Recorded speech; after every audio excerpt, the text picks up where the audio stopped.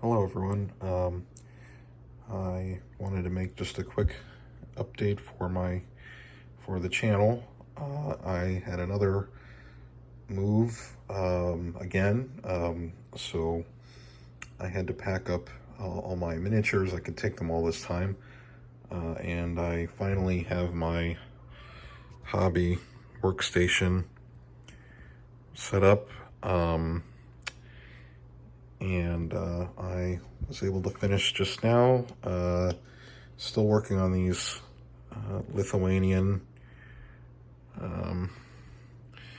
cavalry. So I finished the commander here, the unit leader, I guess. And then I have one more to do after that, and then these two are already. Those two bases are already complete, so that'll be a good looking unit, I think, when it's all done. I think giving the red lances made them stand out a little bit. Sorry, I know the lighting's not the best. But I had a bit of a hobby disaster when I moved, so my family helped me move, and my miniatures were in the back of a pickup truck, and moving from the East Coast to the Midwest, I had to, they got rained on, and mostly everything turned out okay, except the box that all my fire and sword stuff was in. I had like bubble wrap over top, but water still got in, so there was some spears I had to fix, and like these spears, I just think I'm going to throw them away and start over and buy new ones because they just look, yeah, I think they're just done. And then I had water in the kind of storage box I keep all my paints and tools in. It had a tray that went over top, went like on top, and I had like brushes and the X-Acto knives and stuff in there, and it got filled with water, and I didn't realize it until like this week, because I kept looking at it and I thought the water was on the outside, and I thought, why is it still wet? It's been a few weeks, and I opened it up and there was a bunch of water on the inside. And at that point, all of my X-Acto blades had turned rusty and the handles turned rusty. And I had to just, at the end of it, I had to just throw away a lot of stuff and throw away that tray because it was just full of rust. And also some of these flags got a little wet, but I was able to salvage them. So not everything was lost. And yeah, so just kind of a problem there. I think everything else is fine. I haven't really looked, but yeah, that's what's going on with me. That's what I'm working on, and I've got, as you can see, all of the Polish army laid out here, and I'm going to be finishing that hopefully in the next month or two. And I think it'll look really good. And I'm trying to, keep my purchases focused. So I'm doing my best to paint all this stuff before I continue with Fire and Sword.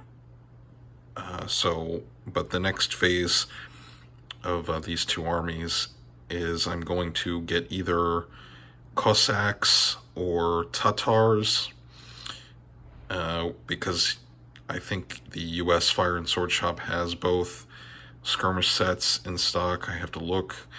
Or there's also a larger Ottoman, like garrison box set that has more units. So I might look into that as well. But anyway, yeah, I think that, but at any rate, the next phase will be probably to add the like supporting troops to the main forces. So I mean, like for the Ottomans, we've got the regular Ottomans, both the Spahi and the Akinji cavalry, but or Ganulus. But then I want to add Tatars because the Ottomans are always using Tatar auxiliaries, and the Polish-Lithuanian Commonwealth in this period uses Cossack auxiliaries, so kind of similar. But the Cossack set from Fire and Sword includes a couple of the wagon loggers, which is neat, and I think it has some Cossack infantry with muskets. Like I mentioned in an earlier video, I'm trying to create the forces of the Battle of Cecora in 1621.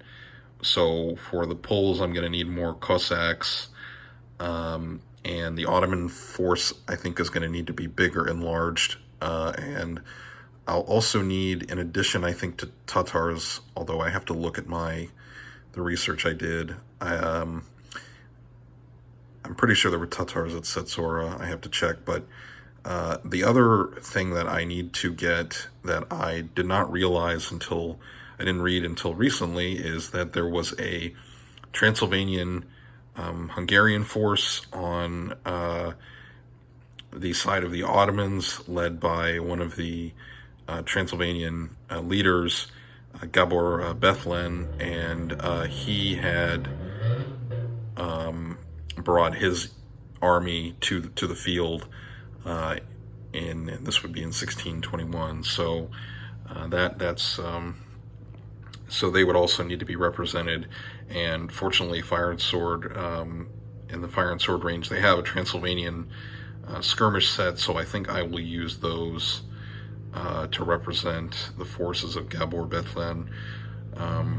And if you don't know what I'm talking about, I made a video, I think last year sometime, talking about this battle between the Ottomans and the Polish-Lithuanian Commonwealth.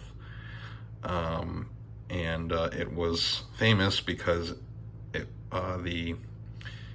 lot of the Polish, the Polish command was basically was killed in kind of a last stand. However, the next year, the Polish-Lithuanian Commonwealth came back and they defeated the Ottomans in another battle, which kind of precipitated a military coup, basically, in the Ottoman Empire against the Sultan at the time, Osman II. So interesting story, but the battles on that part of the Ottoman kind of world were, a lot different, just because both sides had more cavalry, not as many fortresses, and you can kind of see that in the troops I've selected for this. So that's the video. I hope you found it interesting, at least, and I will talk to you guys in the next one, and talk to you then.